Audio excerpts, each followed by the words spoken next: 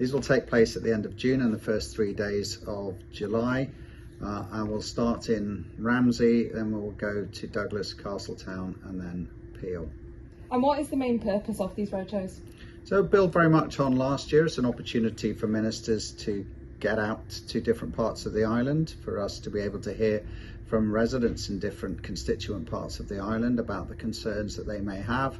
I'll have that opportunity to talk to ministers directly on a one-to-one basis, and then hear from us in the second part of the evening on a more collective basis. And I feel it's sort of fair to say that a fair amount of the general public at the minute feel that they're not being listened to. What reassurance can you give them that they are being listened to and these roadshows will help out? So I think that the feedback from last year was that people did feel that the evening was an engaging one, that they were given that opportunity. You know, there were quite a number of issues that were raised as common themes last year, from taxation to transport to airports to the mental health service to the state of the health service, the costs of public service delivery in general.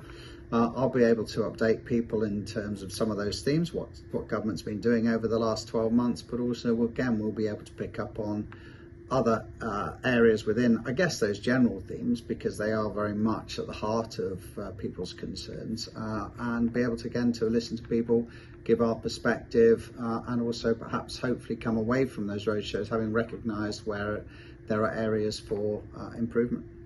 And this year I saw that you're trying to really encourage younger people as well, those over 16, isn't it, to come and attend. What's the main reason for that? Well, I think we do like to hear from every demographic, and age-wise particularly.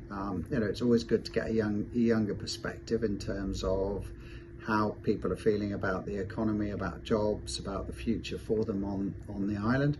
But I need to blend that, of course, with other views that are coming across from other aspects. But traditionally, we don't see a great attendance from the young at these events, and it would be nicer to see some more young people being represented in the audience. And for people that come along and raise their points, or they may think, oh, what's the point in going, we're not being listened to, what can you say to them? Well, I think I'll be able to demonstrate from some of the key points that were raised last year how government has made progress in some of those areas.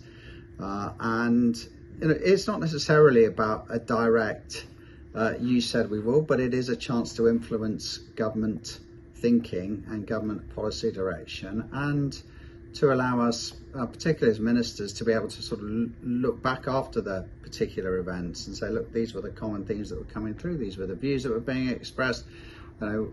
How are we tackling that? What is our policy moving forward? Are we just going to retain the position, or are we going to make adjustments? And I think I'll be able to demonstrate when I talk to everybody at the next round of events how last year influenced some of that thinking, and I think that's helped shape some of the policy direction that we've taken over the last 12 months.